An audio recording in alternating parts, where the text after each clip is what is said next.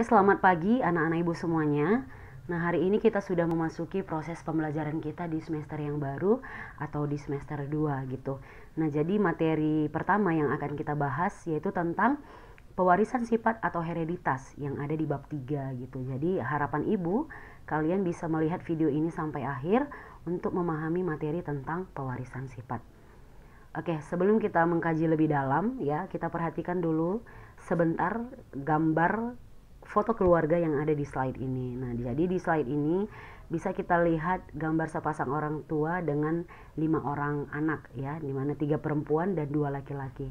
Nah, di mana 3 perempuan ini memiliki sifat yang sama ya, atau ada kemiripan sifat antara mamanya dengan anaknya yang perempuan, di mana memiliki bentuk rambut yang keriting gitu.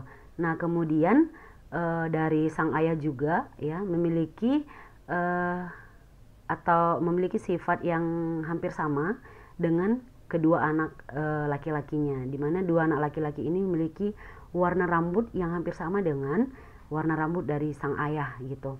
Kemudian bentuk hidungnya juga kalau kita perhatikan memiliki bentuk yang hidung yang mancung yang sama dengan kedua orang tua mereka gitu. Nah, pertanyaannya sekarang, kenapa pada akhirnya sifat yang dari kedua orang tua ini bisa sama dengan yang dimiliki oleh anak-anaknya gitu, atau beberapa sifat ada beberapa sifat yang sama dengan orang tua mereka. Nah, kenapa bisa seperti itu? Nah, karena orang tua ini mewariskan sifat ya kepada keturunannya melalui apa? Itu melalui gen ya, artinya gen yang ada pada orang tua ini ya, pada ayah dan ibunya diwariskan kepada si anak mereka gitu, sehingga sifat yang dari orang tua ini sampailah kepada atau memiliki sifat yang sama dengan kelima anaknya gitu. Oke, nah selanjutnya kita membahas tentang dasar pewarisan sifat. Nah, dasar pewarisan sifat yang pertama itu adalah makhluk hidup akan mewariskan sifat-sifat yang ia miliki kepada keturunannya. Oke, seperti yang dijelaskan tadi. Kemudian, proses pewarisan sifat tersebut diatur oleh materi genetik yang ada di dalam inti sel, yaitu gen ya. Seperti yang dijelaskan juga tadi bahwasanya sifat yang dari induk itu kenapa bisa sama dengan anakannya atau keturunannya karena adanya gen. Oke. Nah, bisa kalian lihat di gambar. Nah, pertama sekali makhluk hidup itu memiliki yang namanya sel ya, beratus juta sel. Oke. Nah, di dalam ini namanya sel. Nah, di dalam sel ini ada namanya inti sel atau nukleus. Nah, di dalam inti sel atau nukleus ini kalau kita amati terdapat yang namanya kromosom gitu. Nah, di dalam kromosom terdapat yang namanya DNA. Kemudian di dalam DNA terdapat yang namanya gen. Nah, jadi gen inilah yang bertugas untuk mewarisi sifat dari induk kepada keturunan atau dari orang tua kepada anakan. Oke. Nah, hukum pewarisan sifat. Nah, jadi hukum pewarisan sifat ini ditemukan oleh Gregor Mendel dengan menyilangkan kacang arcis. Nah, jadi Mendel ini juga dikenal sebagai bapak genetika ya. Genetika itu adalah ilmu yang mempelajari tentang pola pewarisan sifat. Nah, jadi kalau pada zaman dahulu orang-orang belum tahu bagaimana sebenarnya proses pewarisan sifat itu terjadi. Nah, kemudian si Mendel ini melakukan sebuah penelitian dengan menggunakan kacang arcis untuk melihat bagaimana proses pewarisan sifat itu. Nah, kenapa pada akhirnya si Mendel menggunakan kacang arcis? Ada beberapa alasan. Yang pertama, kacang arcis ini menghasilkan banyak keturunan. Kemudian yang kedua, daur hidupnya pendek, artinya tidak membutuhkan waktu yang lama untuk melihat perkembangan dari si kacang arcis ini sendiri. Oke, yang ketiga, mudah melakukan penyerbukan atau pembudidayaannya gampang gitu. Kemudian memiliki banyak sifat beda, artinya banyak sifat yang bisa diamati oleh si Mendel, baik dari tinggi tanaman ya, atau dari warna bunga, kemudian dari bentuk biji atau warna biji dan lain-lain ya. Oke, kita lanjut.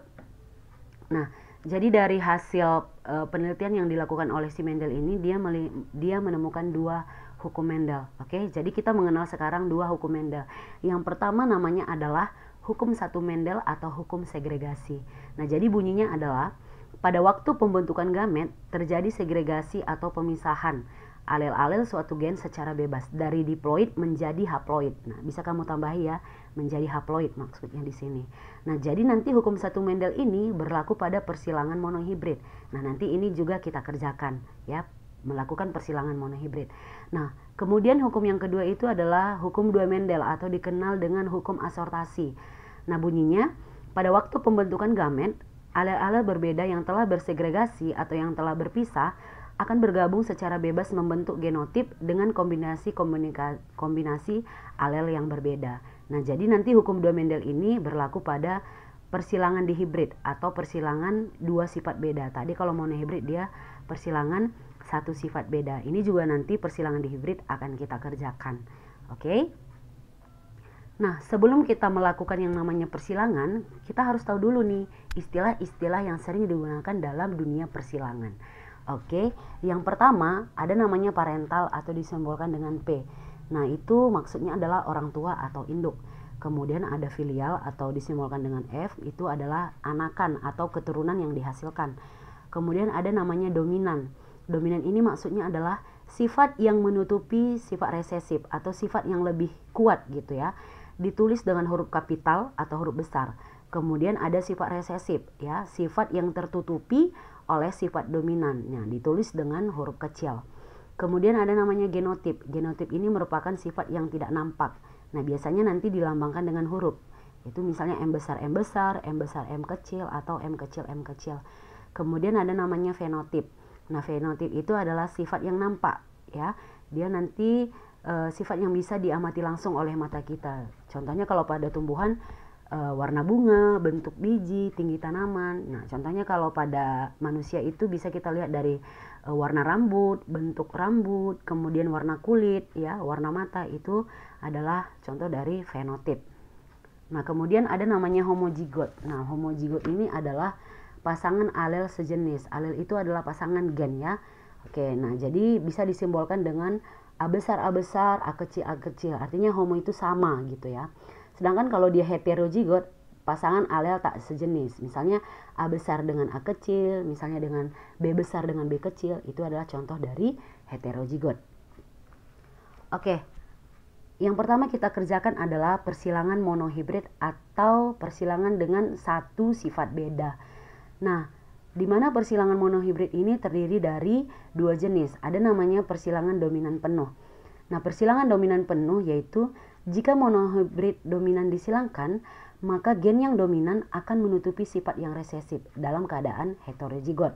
Nah, sedangkan kalau dia persilangan intermediat, maksudnya ciri khasnya nanti adalah dia menghasilkan sifat yang baru. Nah, di sini bisa kalian tambahkan ya, menghasilkan sifat yang baru dalam keadaan heterozigot. Nah, jadi nanti kita ada contohnya.